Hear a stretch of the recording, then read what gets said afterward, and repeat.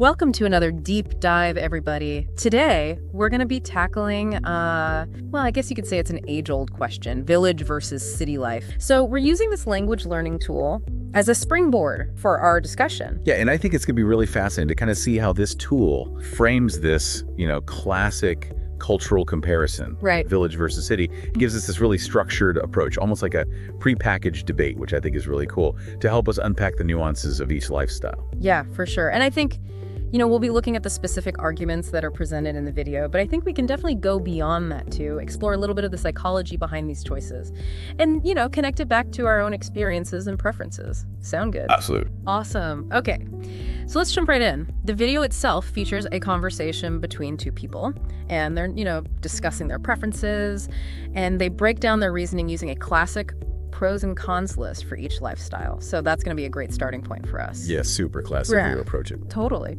So they start with village life, right? Right. What stood out to you about their pros list? I mean, besides the obvious, peace and quiet, of course. Well, I think what stood out to me was their emphasis on community. It wasn't just about, friendly neighbors, but this real sense of interdependence and support that exists in a village environment. The video really paints this picture of a place where people rely on each other, share resources, and celebrate milestones together. Yeah, it's like this very tight-knit group of people all working together. That makes me think about different personality types too, because some people might thrive in that kind of environment, and others might find it a little bit stifling. You know what I mean? So I want everybody listening to think about living in a village where everyone knows your name. Does that thought comfort you? Or does it feel a little overwhelming? Right. It's a very interesting question. Yeah. And the video does mention some potential downsides of that close-knit community structure. They point out that villages often lack advanced facilities and specialized services that a lot of city dwellers take for granted. Right. Like if you need a very specific type of doctor, you might have to travel pretty far. Exactly. So it is a trade-off, Yeah. You gain that sense of belonging and security, but, at the expense of maybe some convenience and opportunity. So I'm curious, how did the video present the city side of the equation? Well, they really focused on the abundance of opportunities, particularly in education, employment, and entertainment.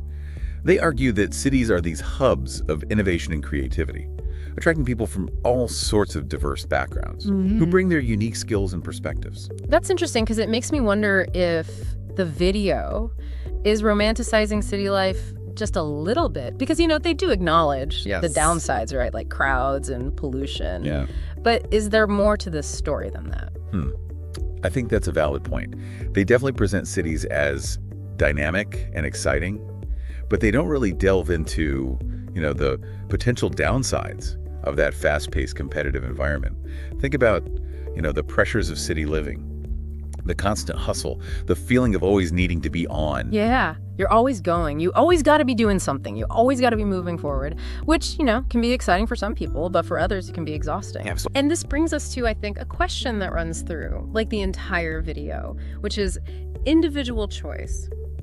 They emphasize repeatedly that there's no right or wrong answer. It all comes down to, your personal preferences and priorities. What resonated with you most about that?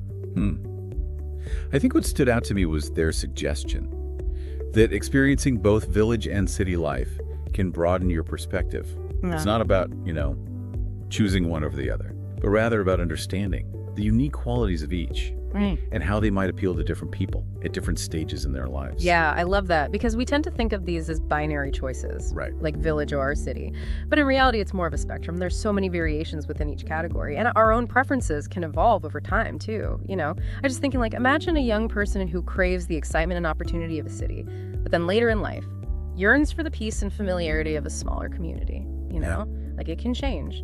Absolutely. And that actually brings us to another interesting aspect that the video touches on, the difference in relationships and support systems. Yeah. Okay. The contrast, the close-knit family and community ties often found in villages with, the more independent and self-reliant nature of city living. Okay, so it begs the question, is one approach inherently better, or are they simply different ways of experiencing human connection? What are your thoughts on that? I think it's a false dichotomy to say that one is better. It's more about understanding the trade-offs, in a village. You might have that built-in support system, but perhaps less freedom to choose your own path. In a city, you might have more autonomy, but you also have to work harder to build your own network of support. That's such a good point, because it's something we often overlook when we're romanticizing either lifestyle. Right. It's not just about the physical location. It's about the social structures and expectations that come with each. Exactly. And the video also touches on this, albeit briefly. When they talk about cities offering greater exposure to diversity, they suggest that simply being around people from different backgrounds can challenge your assumptions and broaden your worldview. Okay, but how exactly does that happen? I mean, is it just about proximity? Or are there specific qualities of city life that foster this kind of cross-cultural exchange? I think it's probably a combination of factors. Cities by their very nature attract people from all walks of life, which creates this melting pot of ideas and perspectives. And because city dwellers are constantly interacting with people outside their immediate circle, they're just more likely to encounter those differing viewpoints. Right. You're just exposed to more different types of people, which I guess forces you to think about things in different ways. That makes me think about the role of anonymity in cities. You can be whoever you want to be, free from the expectations and judgments of a small community. Do you think that freedom allows for more genuine cross-cultural interaction? That's a fascinating question, and one that the video doesn't really address. It presents diversity as this positive aspect of city life, but it doesn't really explore the complexities of how those interactions actually play out. Think about the potential for conflict and misunderstanding, but also the opportunities for growth and learning. Right. It's complex. It's not all positive. It's not all negative. Okay, so I think we've unpacked the video's main points, right? The pros and cons of each lifestyle, the importance of individual choice, and, those different approaches to community and relationships. But I think we've also started to see some limitations of this, a kind of simplified presentation. Yeah, absolutely. I think the video provides a really great framework for understanding the basic arguments, but it doesn't really delve into the nuances of how these choices actually play out in the real world. Right. And that's where our deep dive really begins, Yeah. We've taken your source material, this English language learning video, and we're using it as a launch pad for a much deeper exploration. Now we're going to move beyond, those bullet points and delve into the psychology, sociology, even the philosophy of village versus city life. I'm excited. Me too. So, in the next part of our deep dive, we're going to explore some listener feedback that brings in even more diverse perspectives. We're going to look at how cultural and geographic context can influence these choices, and how technology is blurring the lines between village and city life. It's going to be a good one, so stay tuned. Welcome back to the deep dive. We're continuing our exploration of village versus city life. And as promised, we're bringing in some insightful perspectives from our listeners. Yes, I'm always so impressed by the depth and the diversity of thought that our listeners bring to these deep dives. It really expands the conversation in ways that we couldn't even anticipate. Absolutely. And one of the key themes that emerged from the listener feedback was this idea of the importance of cultural context. The video that we started with presented a very specific perspective, which may not resonate with everyone's experience. Right, because we can't assume that the pros and cons of village versus city life are universally applicable. Yeah. Right. Yeah. So I'm curious, can you give us some examples of how those dynamics might shift depending on the cultural landscape? Yeah, totally. Well, think about the concept of community support, which the video highlighted as a key feature of village life in many collectivist cultures, particularly in parts of Asia, Africa, and Latin America. Family and community ties are even more deeply ingrained than what's typically seen in Western societies. So in those contexts, the line between individual and community could be even more blurred with a stronger emphasis on interdependence and mutual support. Exactly. And this sense of collective responsibility could extend beyond, just immediate family to encompass extended relatives, neighbors, and even the entire village as a whole. Imagine a place where decisions are made communally, resources are shared freely, and individual success is seen as a reflection of the group's well-being. It's a beautiful concept, but it also raises questions about, individual autonomy. Does this level of interconnectedness come at the expense of personal freedom? That's a really crucial question, and one that many of our listeners, particularly those living in, rapidly developing countries, are grappling with. They're witnessing firsthand how globalization and urbanization are impacting their traditional communities, bringing both opportunities and challenges. Right. It's like this double-edged sword. Yeah. On the one hand, you have the influx of technology, new ideas, economic opportunities that can uplift entire villages. But on the other hand, there's a risk of disrupting, long-held traditions and social structure. Exactly. Imagine a village that's suddenly connected to the internet, opening up a world of information and possibilities. Wow. It can be incredibly empowering. But it can also create this sense of disconnect from older generations and traditional ways of life. Right, so it's like this classic tension between progress and preservation. How do you embrace the benefits of modernization without losing the essence of what makes a community unique? It's such a delicate balance, and there's no one-size-fits-all answer, but what I find so fascinating is how many of our listeners are actively engaged in finding that balance. They're using technology to preserve their language and cultural heritage, creating online spaces to connect with diaspora communities, and finding ways to integrate new ideas without erasing your history. I love that. It's like this reminder that culture isn't static. It's constantly evolving, adapting to new influences, while holding on to those core values that define a community. Absolutely. And this brings us to another interesting point that was raised by our listeners, the idea that the very definitions of village and city are becoming increasingly fluid in our globalized world. Okay, so we've been talking about these concepts as if they're these fixed categories, but are they really? It's a great question, and I think one that the video oversimplifies.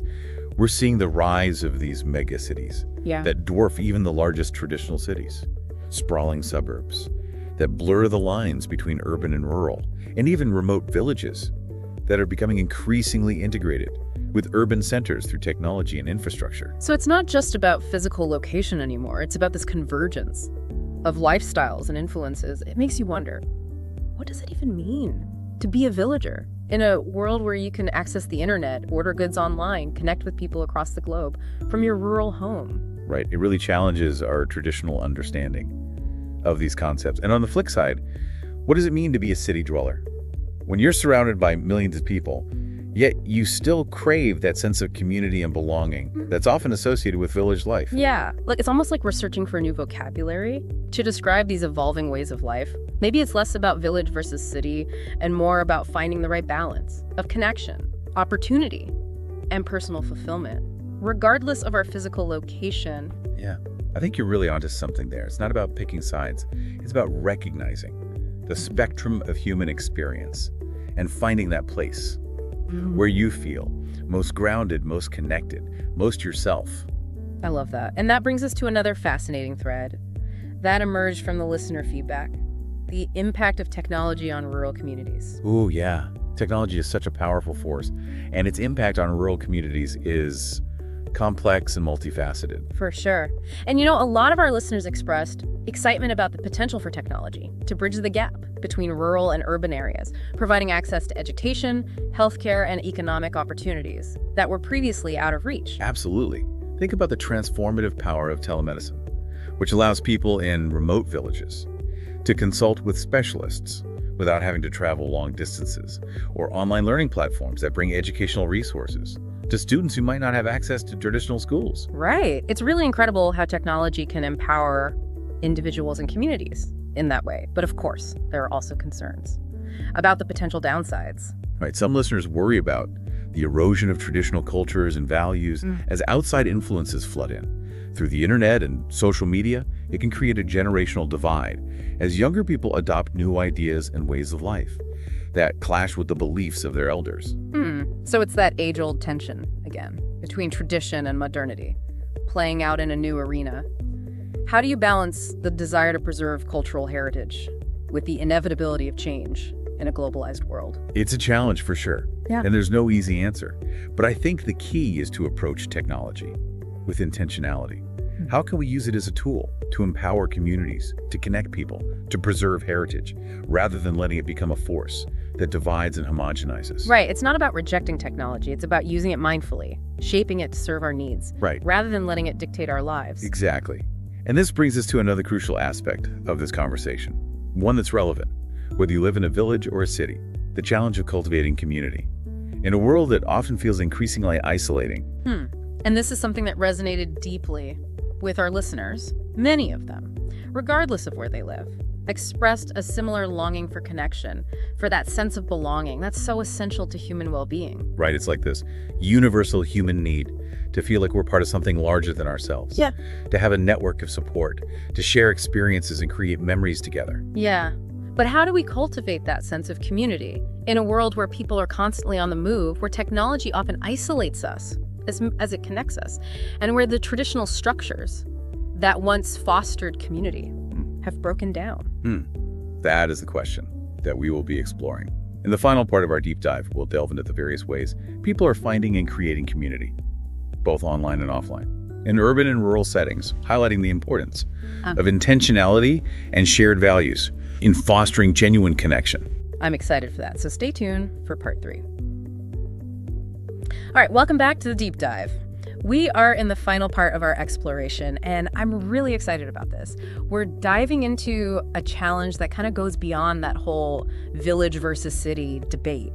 How do we create a sense of community in a world that often feels like, increasingly isolating? It's a big one, right? And it's a question that's been woven throughout our entire conversation today. Yeah. We've talked about those close-knit communities often found in villages. Yeah. We've also talked about that potential for isolation in cities. And we've heard from so many listeners who are grappling with these same questions in their own lives. Right, exactly. A lot of them express this real longing for connection, that sense of belonging that we just crave, right? It's human nature. Absolutely. But in a world that's constantly changing, like ours, how do we find those spaces or even create them, the spaces where we feel truly grounded and supported? Yeah, and I think what was so striking to me about all the listener feedback was the emphasis on intentionality. Ooh, I like that word. Community isn't something that just happens to us anymore. It's something that we have to actively cultivate. We got to put in the work, right? Exactly.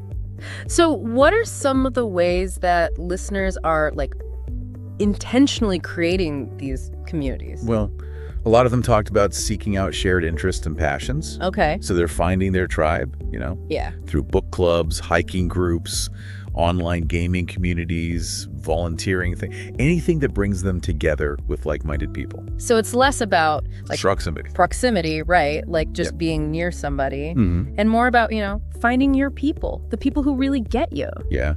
Those who share your passions, and, they might be scattered across the globe. Doesn't have to be in the same town. Exactly. And I think technology plays a huge role in this too.